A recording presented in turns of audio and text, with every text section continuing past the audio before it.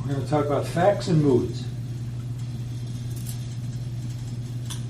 There are plenty of facts out there. And there are plenty of moods in here. We often attribute our moods to the presence of facts. We blame and complain about those facts for the mood we feel.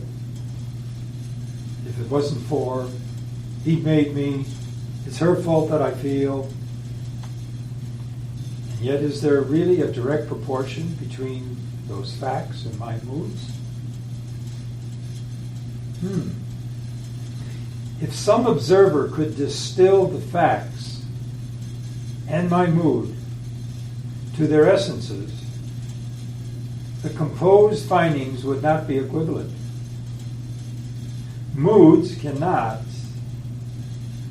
be reduced to facts, because facts cannot provoke moods infallibly. The bare fact is simply there. Whether I'm influenced by that fact is my business. Facts may occasion moods, but they can't cause them. That facts interest me is not the facts' business, but mine.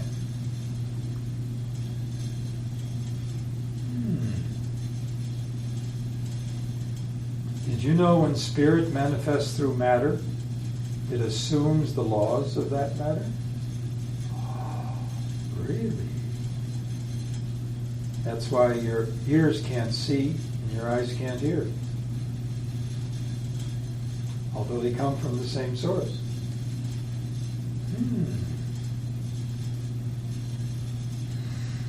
Creation is not from emptiness, but from an unmanifestedness, a positive state arising from consciousness.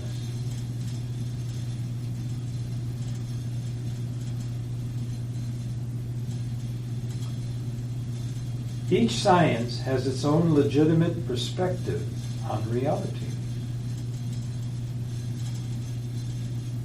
And that's why the laws of the rational mode of knowing measure reality in different ways. All legitimate. And what is asceticism? But a coordination of spirit and matter.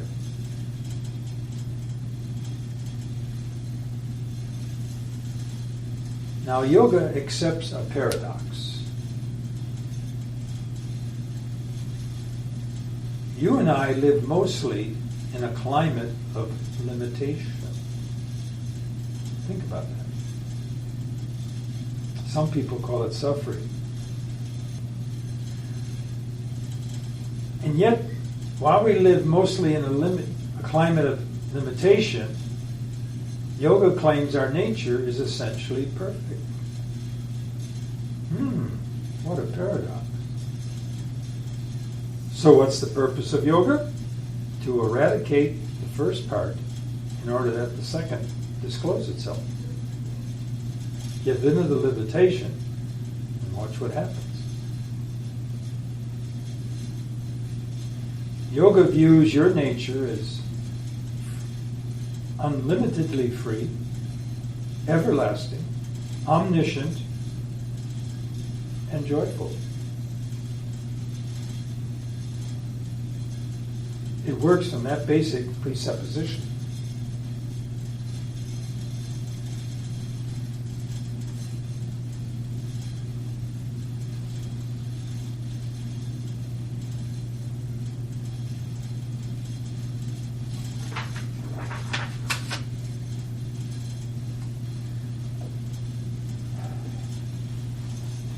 Now, once upon a time, there was a character by the name of B.F. Skinner, who invented a phrase called operant conditioning, or operant conditioning. It's not quite biofeedback.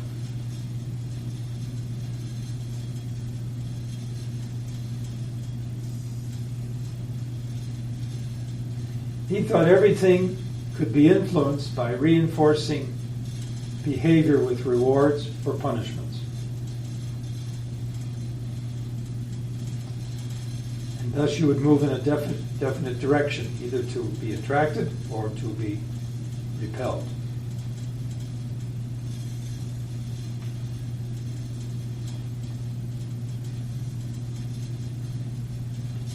What is interesting is you can manipulate brain waves, but the question is, what does it mean?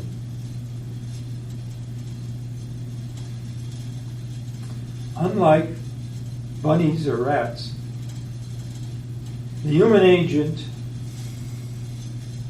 won't just sit there and attempt to register continuing alpha waves for his biofeedback, which is utter serenity. You have to give him some information. Why should he do it? So you and I are a particular kind of agent that needs appropriate stimulus or motivation. And even then, we choose either to comply or to forego, unlike the rats.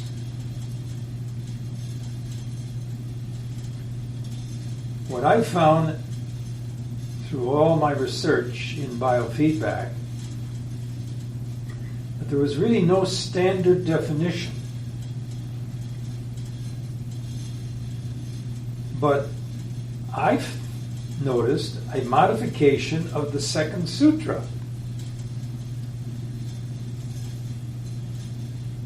First pada, number 2. Yeah.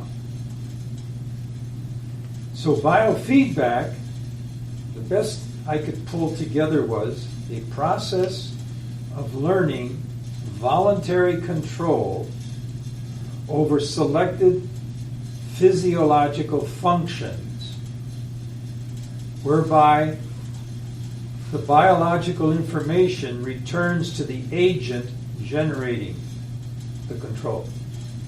Now that's a mouthful. And what does the sutra say? Yoga is the art of self-control of all the powers of your mind. And we can put those two together very easily. So in one sense, biofeedback is mechanical yoga. But why carry the machine all around with you when you got your own?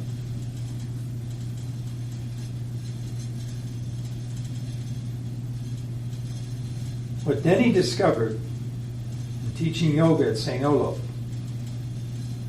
where every graduating student has to take one course in some kind of physical activity, including yoga. Most of them are seniors. They put it off till then. But interestingly, out of the 28, 23 were women. They're much smarter than the men, of course. But what he found out, and what puzzled them, was that they could concentrate without tension. Oh boy.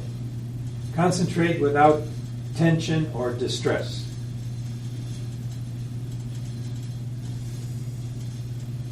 And it's very hard to find sustained research on why so many illnesses are caused by that inability of people to concentrate without distress. You know, isn't it interesting that we have a non-physical factor producing physical injuries and disorders?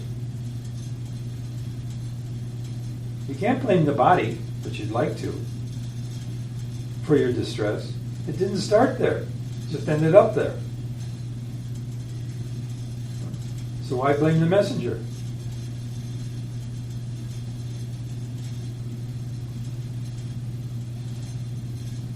So in a sense, social stress arises from the way we view social dynamics. It's what we perceive and interpret about our environment. Often we don't have a lot of information before we come to our conclusion. We depend on fragments hearsay, varying reliability. We often interpret what we think is there and fill in the rest from what others say or read what we read. Thus, we are making a mental construction. We're the author of the situation, and naturally we respond to our authorship. As we go along in life, we may run into the worst malady, which is a private loss of self-respect. How about standing up for what's right? To me, that's more immediate. So when you say private loss, you're talking about nobody knows about Nobody it. knows, right? Yeah. We had an occurrence in our building whereby a woman across the street came over, and I always had a suspicion about her sanity. And she almost attacked one of the ladies with a steel bar. And at the last moment, stopped. In the peculiar circumstances, there was an ambulance, one of those van ambulances where you can only put like one person in. And there was a man in there who had just put in there, apparently he had a heart attack. And they had oxygen mask on his face. And this woman went into the ambulance and took the mask off. After almost attempting to hit the woman standing near the ambulance with the iron bar. Now hang on. I sat down later with the woman who had witnessed all this, and I said, we have to go file a complaint with the police. I'll back you up. She wouldn't do it. She was afraid. That was her husband.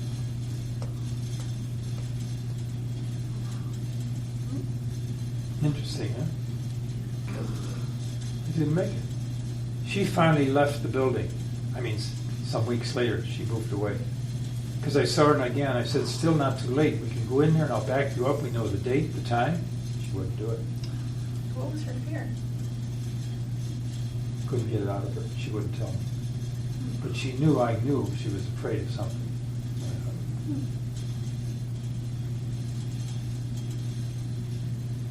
I'd go in, but I couldn't, I wasn't have the immediate evidence that she had, because I kind of stumbled on it after it happened, because that's what she told me. So, without her firsthand narrative, the police couldn't do anything with my words. Do you think the private loss of self-respect could also be associated with people having negative thoughts about themselves? Sure. So if you're not respecting yourself. Correct. Now, did you guess who that first person was that I have a crush on? Maria Montessori. Marie Montessori. Yeah. That's right. She considered the classroom a living room where people go through learning passages, she says.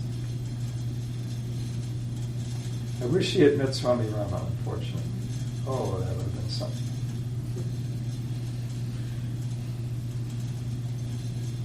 What a remarkable woman. So you equated self-esteem, lack of it, with fear then? Sounds like. Well, fear's always an element in there. It's a component that always shows its face. That's why Swamiji says, the day you can conquer fear, you're going to be self-realized. as a permanent attitude. I just related that to your Buddhist suffering then. What? The Buddha, all the suffering, Mhm. what you talked about just Yeah. now. That's just fear. A lot of it is. But it was also society induced, huh? Remember we had a caste system.